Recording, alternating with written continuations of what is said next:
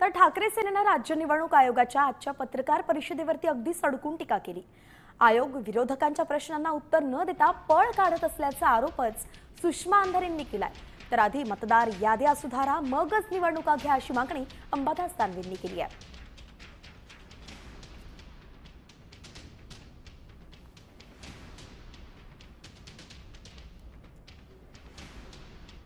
एक वर्ष वाढवलं।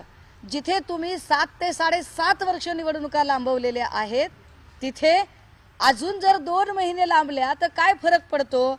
पण निवडणूक याद्या दुरुस्त करून घ्या ही आमची प्रमुख मागणी आम्ही वारंवार मांडली।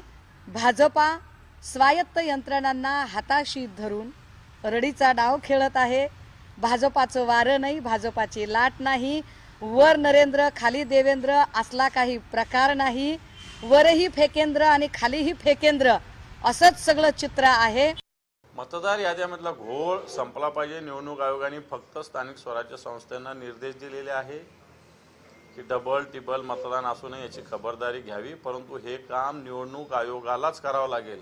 किंवा जिल्हा परिषदेचे गट आहे, नगरपालिकेचे वॉर्ड, हे फक्त ज्या सीमांकन झालेले आहे त्याच्या पद्धतीनं यादी फोडणं एवढंच काम स्थानिक स्वराज्य संस्था करेल। परंतु मतदार यादीतलं नाव डबल टिबल हे काम निवडणूक आयोगाला करावं लागेल। निवडणूक आयोग आपली जबाबदारी झटकतंय असं वाटतं। देश विदेशातील प्रत्येक घडामोडींचे लाईव्ह अपडेट मिळवण्यासाठी आता साम टीव्हीच्या सर्व सोशल मीडिया प्लॅटफॉर्मला लाईक, फॉलो आणि सबस्क्राईब करा।